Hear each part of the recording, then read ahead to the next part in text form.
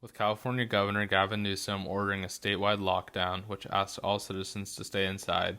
OC Parks and Beaches have also done their part to help with the COVID-19 outbreak.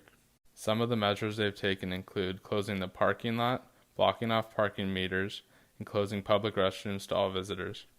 Park rangers at Riley Wilderness Park have been closely monitoring the situation and ticketing those who are not obeying the rules. My name's Jackson Heathrow, and last week I went down to Riley Wilderness Park trying to go on a hike like I do every Wednesday. I drove up to the park only to see the entrance was gated off and the parking lot was closed. I felt like I was in Bummerville, population me, but I really felt like I had to go on a hike that day.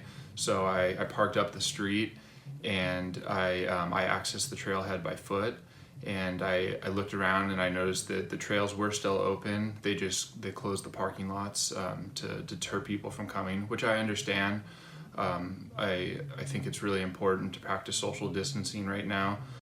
Signs scattered throughout the park read, effective immediately and continuing until 11:59 p.m. on March 31st, 2020, public or private gatherings defined by the California Department of Public Health are prohibited. Observe CDC's minimum recommended social distancing of 6 feet from other persons at all times. Wash hands frequently and follow CDC's guidance on personal hygiene. Every time I passed by people, I stayed at least 6 feet away. I even wore my N95 mask. And overall, it was a good day. I felt like I had a good hike. But it's really a bummer to see our parks in this situation with not nearly as many people as there normally are. On the other hand, beaches took matters into their own hands by sectioning off parking lots and parking meters to avoid mass crowds from forming. Hi, my name's Jeff Ashley, and I'm a sophomore at Saddleback College, and I'm also an avid surfer. So I wouldn't say that I've been surfing nearly as much as I was before the pandemic, but occasionally I'm still getting that itch to get out in the water. So I've just been parking about 5 minutes up the street away from where the parking lot is. And I mean, the parking lot closures have been a bummer. It was nice having the convenience factor of being that close. But it's not too big of a deal just because you can still park on the street. Regulars at T Street and San Clemente have not let quarantine stop them from going out. They are being safe and not crowding each other in the water, with others staying home entirely.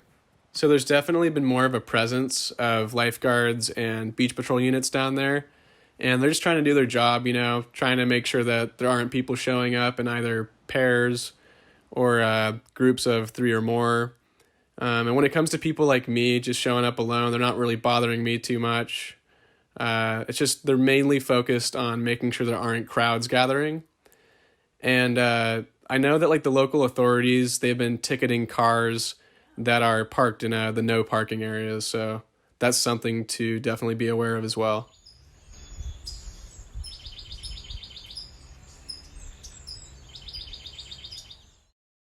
When we think of Big Bear City, we think of the amazing cold weather and snowy mountains, ski resorts, and town restaurants filled with laughter and joy. Today, Big Bear suffers the consequences of COVID-19. The town is currently having one of the biggest snowfalls of the year, and they're unable to continue operating because of lockdown. I hope we will bounce back, but I think a lot of people realize now how precious life is, and they're going to live a little different. But I hope that we'll bounce back, but time will tell. Big Bear's winter season usually ends beginning of April, and this late winter storm would have helped the local economy longer than usual. Me, I've had to do a few budget cuts, but that's the way it goes. There's people that need to make their mortgages and people that need to pay rent and stuff, and they're not working, and so they're panicking. People who are prepared won't have a problem. But I think people who have income properties and rent it out, the renters might not pay the rent on time and use that little stimulus money for something else. We're currently living strange times where this pandemic has only left us wondering if we'll ever come out of it. Now, we can only imagine what the future holds for Big Bear City's economy and society. This is Mariana Lopez reporting for OC Newsteam.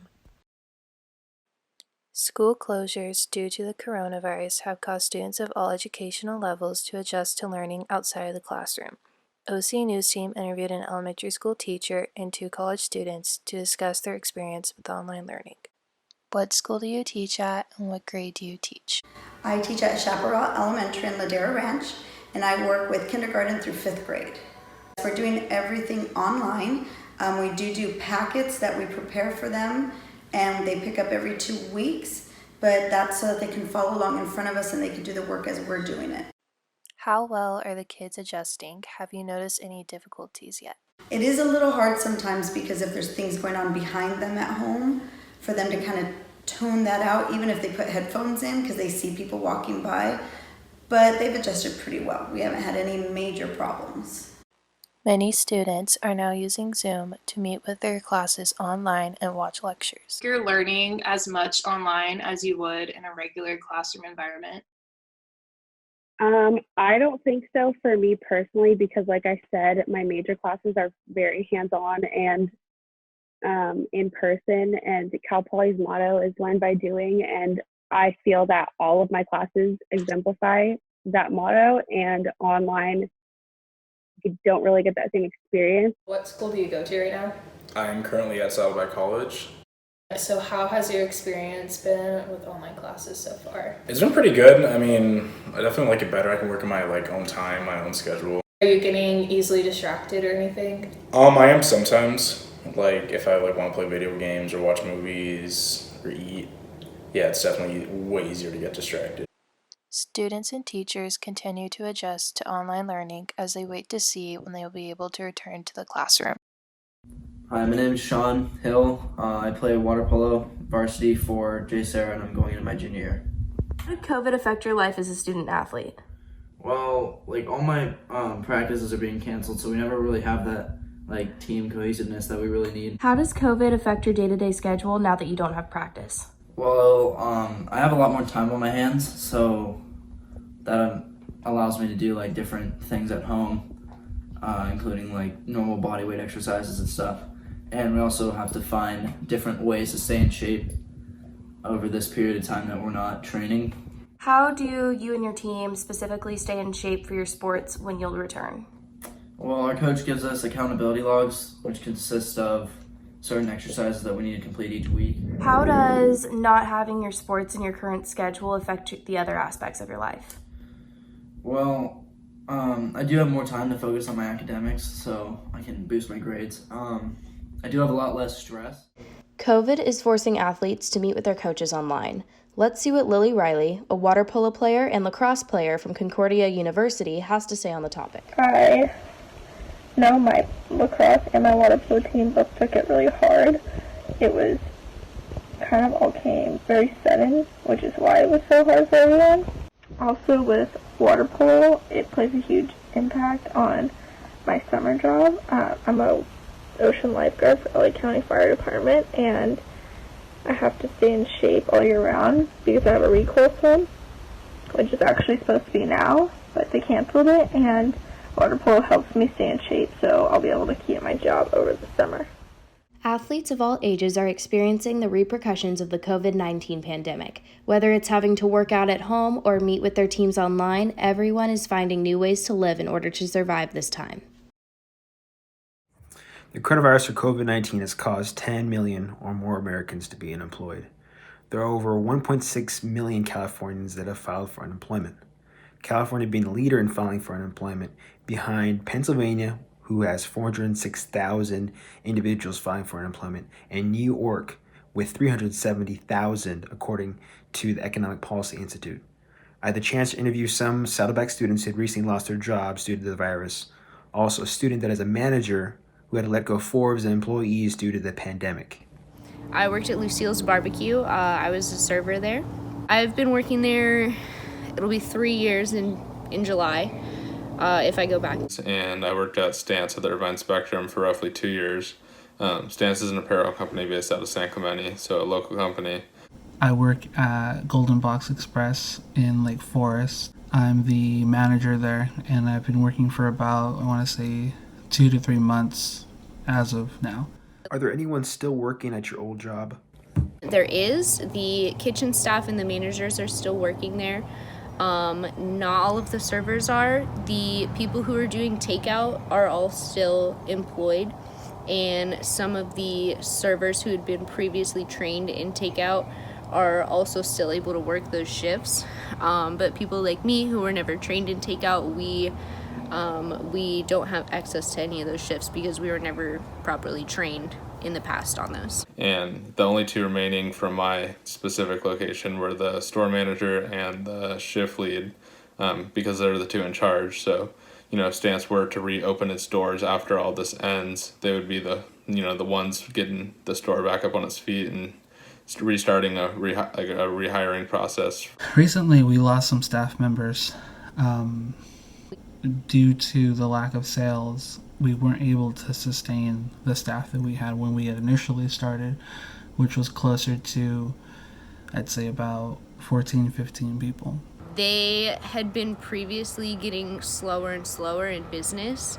The management didn't really tell us that they had any plans to shut down. It was just a matter of waiting to see what the CDC said about restaurants closing down. We had heard in the weeks before that a couple places in LA and Anaheim were closing down, so we just all knew it was a matter of time before the restaurants in Orange County shut down. Unfortunately, I wasn't given a warning as if a layoff was coming or not. How did your job break the news that you were being let go? And Chris, how did you break the news to your staff? No manager formally told me that I didn't have a job anymore. I walked into work and I ran into another employee who was scheduled at the same time as me. He was leaving and he told me, "Don't bother, just go home. We don't have a job anymore." So I went in just to confirm. I ran into a couple other employees. They told me, yeah, corporate just called and they said to shut down the dine-in area, only takeout. And I was like, all right. And I clocked out and I went home. And the way that I found out was the vice president of retail operations put 150 plus people on the retail side of the brand on a conference call and had to, let us know the harsh news that we were all laid off, which was extremely difficult for him because of how many people he had to tell that to. Of the staff members that I recently lost, there was a lot of concern about whether or not it was the right thing to do in order to find a point where we could sustain the restaurant for the long term, or have a staff that we could only really have for 1, 2, 3 hours a week. I mean, no one could arguably live on that amount of wage, so it felt like if we couldn't offer them what they deserved, then it'd be better just to see if maybe they could find help elsewhere. Was there any bonus or severance package before letting you guys go? The manager sent out a thing on our scheduling app saying that we were possibly going to get paid because he, believed in the company that they were going to do the right thing and pay us for when we were out of work, and they didn't end up doing that. And I also didn't get a bonus or a severance package or anything of that nature, but I did get my my sick time of 24 hours for the entire year added on to my last check. So that was a nice little bonus, I guess, if you will.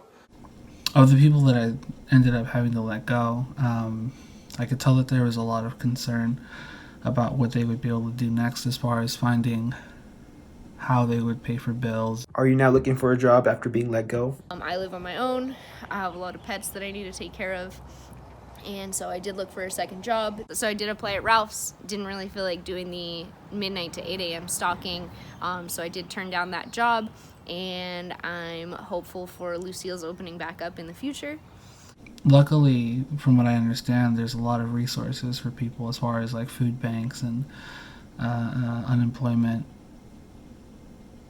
to an extent. Did any of you file for unemployment?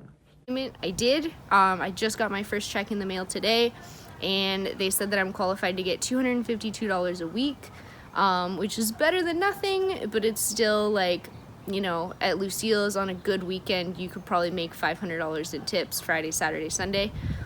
So like I said, it's better than nothing, but it's definitely a hit to the paycheck or, checking account for not having that income for who knows how long. It was kind of weird filing for unemployment because I've never done that before. But I'll be looking for some new opportunities at the end of all this. I know that with a lot of people filing for unemployment, hopefully that lessens the blow of the financial burdens that people are getting from this, and We're supposed to be getting those $1,200 stimulus checks, but I mean, that doesn't even cover some people's rent. So we'll just have to wait and see on that. And how long do you think this pandemic will last and affect jobs and businesses? As far as how long I think it'll last, I'm not entirely sure. It seems like we haven't quite hit the peak of the pandemic yet. And I feel that maybe it'll be at least a couple months until we find out how bad it'll get. I don't know. I see stuff on the news saying, May 1st. I see people saying June 10th. I see people saying, a year. I really don't know. I'm hoping that things will start to clear up maybe by May. But it seems like people are also saying that the coronavirus is going to start getting worse in the next couple weeks here. So with that, I'm not entirely sure. I hope the coronavirus does blow over soon because, the longer that these companies have their stores shut down, the more unlikely they're going to reopen their stores. The more money lost, the more it's going to hurt the overall company. Stance I worked for 2 years. At first, we seemed like we were, moving in the right direction, making tons of money and whatnot. And, fast forward 2 years later, which is really not too much time, this all hits us, and we had to temporarily close all 23 of our stores with a ton of layoffs, not just on the retail side of things, but also at headquarters. So, in my shoes now, I feel as if with all these layoffs at both levels, it doesn't seem likely that we're going to be reopening our stores because of how much money the whole company lost. We don't have a time frame when they'll go back to work. And Chris, the manager, runs a skeleton crew and has cut everyone's hours tremendously due to less and less business. So he relies on delivery services like Uber Eats, Postmates, and various services to essentially keep the lights on for the restaurant. Time will tell what comes next for these individuals. This is Frank Rocha, OC News. After isolating for a couple of weeks, some relationships can go on without any communication. I followed up with my roommates to see how they keep up with their relationships while being away from their friends and their family. So I live with my two best friends, so we're quarantined together, so I've been seeing them every day. But for my family, we've been doing weekly Zoom calls so we can stay posted with everything going on. With my family, like my mom and my sister, we've been making a point to, me and my mom will go on store runs together, or me and my sister and my mom will have a night just us together, or just FaceTiming each other all the time. While in quarantine, we often don't have the same kind of human interaction as we would in person over a video chat. I asked Kristen and Cameron what they thought the key was to keeping relationships strong. Communication primarily, and connecting in different ways. I'm using time to personally just work on myself and my own growth, and I think that that's helping my relationships actually. So it's probably been more beneficial to be quarantined for all my relationships, I'd say. Probably. I mean, even though we're not seeing everyone every day as much as we used to, and just kind of off track with that, I feel like it's important to keep up with that communication to keep your relationship stronger, and kind of not forget that you have those relationships, I feel like being so isolated and not being able to do anything, it's kind of easy to forget that, and right now is kind of just a crazy time where I feel like it's really important to keep that kind of communication with anyone. Being alone during this pandemic can cause anxiety to some individuals. For others, it keeps their anxiety away. Contacting people closest to you is one way to keep your mind off of what is happening with COVID-19. I feel like when I do get in those kind of funk moods, lonely, bored, don't know what to do with myself, that's when I reach out to my friends and family the most. I feel that with everything going on, it's just such a weird time, and I really have leaned on them a lot through all of it, because if we didn't have communication, then I probably would go crazy. So between the news and social media covering a lot about the coronavirus, it can be difficult not to keep checking on what is happening throughout the world. However, it is good to give ourselves a break and catch up with our closest friends and family by giving them a call. Consider taking upon this action to let your friends and family know that you are thinking about them, and once this pandemic is over, the relationships you have maintained throughout isolation will be stronger than ever. If you find yourself getting anxiety or becoming overwhelmed from being lonely, you can head to cdc.org, where they provide a helpline as well as tips on how to keep in touch with loved ones.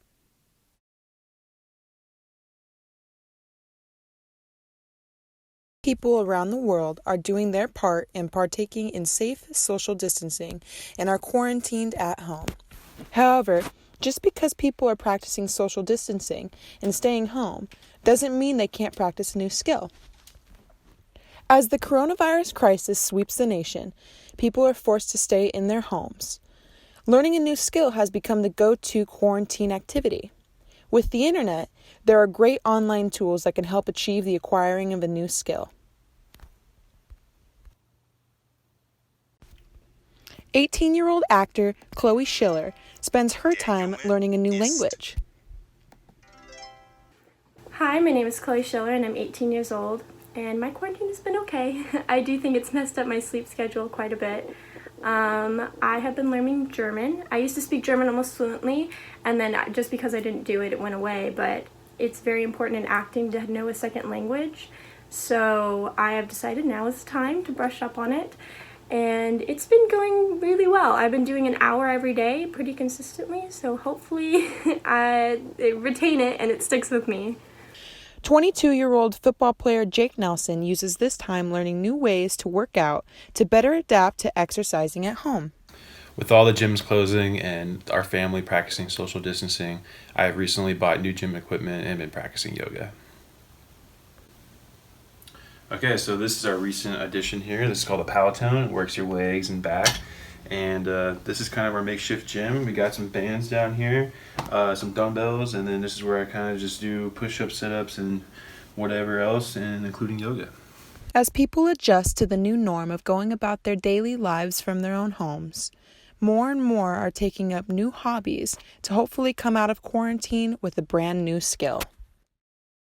All across the world, people continue to experience the ongoing effects of the coronavirus pandemic. And as new recommendations and guidelines are brought forth by government officials in an attempt to minimize the spread of COVID-19, the world around us continues to adapt to the strange new reality that has emerged. Due to the efforts of various individuals on apps such as Nextdoor and Facebook, people who are at higher risk of disease or death as a result of being immunocompromised or elderly have found new ways of obtaining essential supplies and assistance. The most common forms of assistance provided to high-risk individuals range anywhere from picking up groceries and medication, as well as providing alerts and new information to the community as it is released. I spoke with people and asked about the ways that they've adapted to support the communities around them. I was given the opportunity to speak with some of those individuals, and this is what they said. Well, we're a family-owned neighborhood cafe, and typically we have regulars coming on a daily basis who even sit in the same spot in our cafe, and now people can't sit inside or out. We've had to adapt and become complete either curbside delivery or pickup, takeout, and that's about it. Well, we have actually put tape on our floor.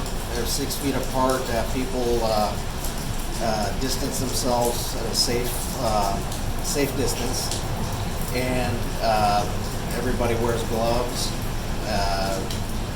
We're going through boxes and boxes of gloves and sanitizing everything constantly. So we're just trying to figure out how we can help the community. We've got a lot of regulars and a lot of elderly that live in leisure world. It's very dangerous for them to leave their homes right now. So actually my brother-in-law Peter came up with an idea to make home-cooked dinners, or just meals for the family to eat. But things to comfort people and to keep them affordable, where it's typically cheaper to buy our family meal than it would be to go get the ingredients and make it yourself at home. And we think we do a pretty good job making them taste good. The services provided by Scratch Bakery Cafe have proven to be quite a relief according to various posts made online.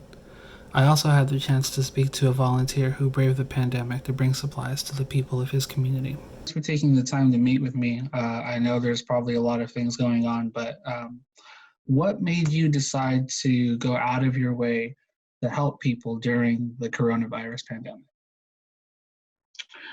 You know what? It was just seeing how people were reacting and everything, realizing that a lot of older people can't take the stress of being out there right now. They have compromised immune systems. You know, they're just elderly. This virus thing is a big deal. So I just wanted to show a little compassion and help people who need a little more help than the rest of us. All right. So what kind of services do you offer people right now, like in terms of how you help people? So I decided to start delivering groceries for people that couldn't leave their house. I realized that they were the people who were at most risk of having issues with coronavirus. So it just made sense to just, you know, in this situation, help them out. As we continue to navigate through the ongoing pandemic, it is important to remember the significance of compassion towards one another during these difficult times. For OC Newsteam, remember, stay home and stay safe. With coronavirus looming and quarantine in action, going to the beach with family or being out for no reason are a thing of the past. Even as we stay home, there are still a bunch of things we can do with our families, after they're done working, of course. The OC News team caught up with a couple of Orange County residents to see how they're doing. So what have you been doing with your family during the quarantine? During this quarantine, you know, I've been just hanging out with my family a lot. We having dinner every night, talking about life, talking about stories. I've been hanging out with my little siblings, my little 3-year-old and 1-year-old. Me and my family have been staying busy by, you know, working out, exercising together. We like to watch a lot of movies, you know, just chilling, just trying our best to not get bored. Watching the news and being worried isn't the only thing you can do with your family. You can help around the house, take out the trash, mow the lawn, do the dishes. Instead of being sad since we can't go out to restaurants with friends or family, have fun cooking and be proud of those homemade dinners. Listen to music together. This isn't the time to be sad and dwell in loneliness at home. Enjoy the time you've been granted with your family and be creative. From us here at OC News Team, stay home and stay safe.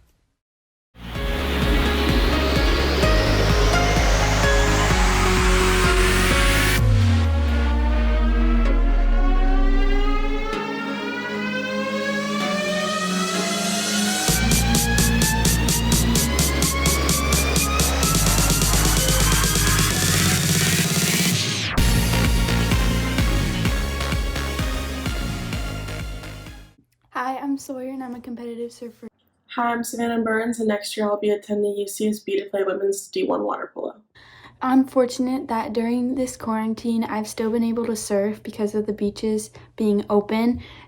Quarantine has changed my life as now I'm not able to finish out my senior year of high school or have a graduation. Trying to surf as much as possible and doing online workouts to stay fit and healthy. I'm staying fit by going on Peloton 5 days a week. Peloton is a stationary bike that allows you to be in classes and also go through programs. Lifting 3 days a week and through Zoom calls with my club team. My coach keeps us in shape by sending us workout programs and he watches us through the Zoom program in order to correct our form.